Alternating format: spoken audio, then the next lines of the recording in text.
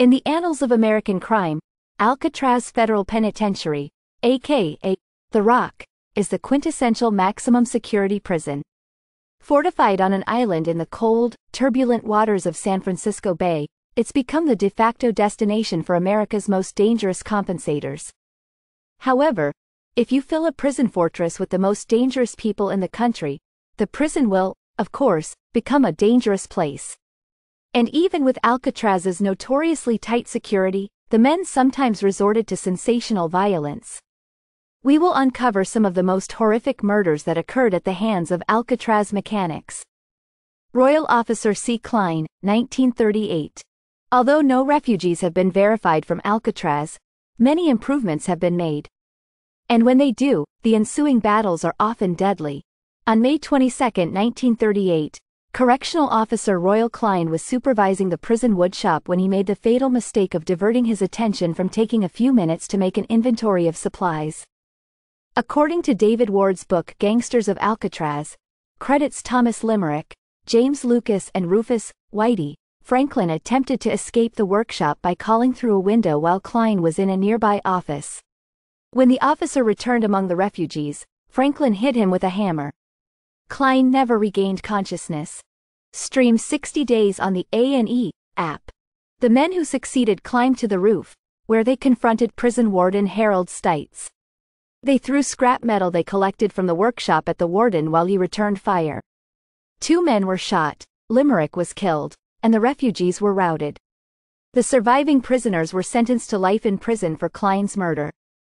Rufus McCain, born 1940. Like Klein's murder, Rufus McCain's murder stemmed from an attempt to escape from Alcatraz. However, while Klein was a keeper, McCain was a winner.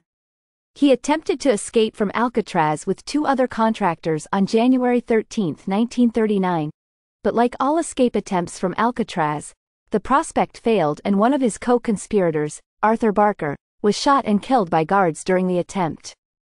Less than a year later, another surviving escapee, Henri Young, stabbed McCain to death with a sharp spoon.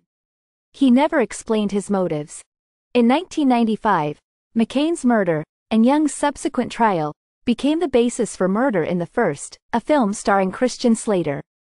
According to author David Ward, Young's defense team attempted to claim that conditions at Alcatraz were so inhumane that they drove him to commit murder. They put the agency on trial, Ward said. Both put the agency on trial. In Young's case, that defense failed. He was convicted of murder. Maurice Herring, 1942. Other Alcatraz killers found more sympathetic juries. One notable case involved the murder of Maurice Herring, who had been fighting in the bathroom with inmate Cecil Snow. According to witnesses, Herring, the stronger of the two, had knocked Snow to the floor and was riding on top of him and hitting him on the head when Snow, brandishing a knife, stabbed his attacker in the chest and thigh, the latter injury resulting in a severed artery. Bleeding profusely, Herring staggered and collapsed due to excessive blood loss.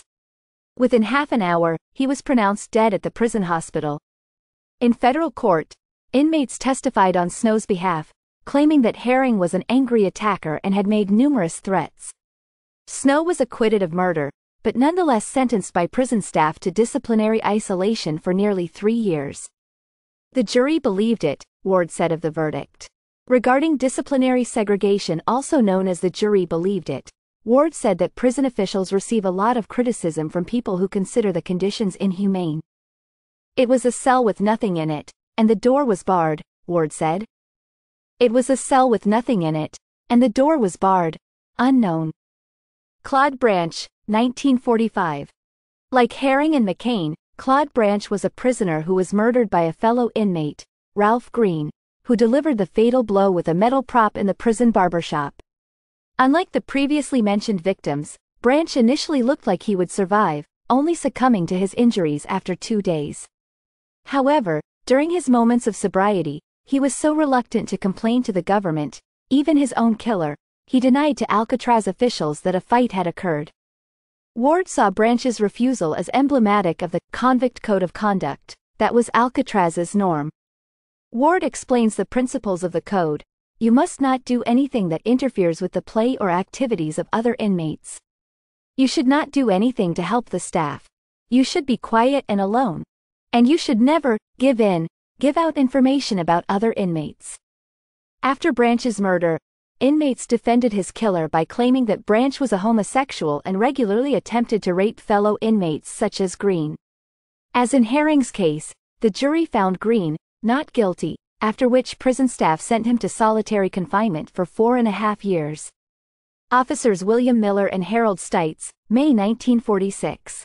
It was the bloodiest confrontation between officers and prisoners in Alcatraz history.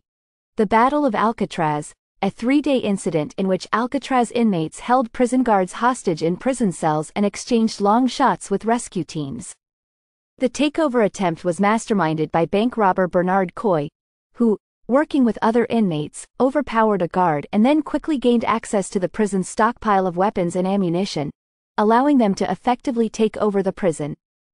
The plan, as originally designed, required using a key to get out of the cell block and onto the docks, where the prisoners would board a boat to San Francisco and be free. Officer Miller, who was being held hostage, hid the key from the prisoners in the holding cell toilet.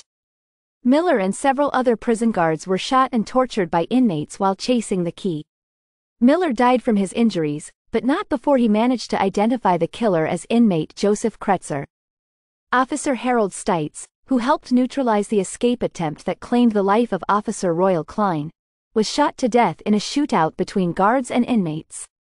Coy also died, along with 2 other inmates. The 3 surviving conspirators were tried and convicted of the murders, after which they tried to escape again. Thank you for watching. Help the channel grow by liking, commenting, subscribing.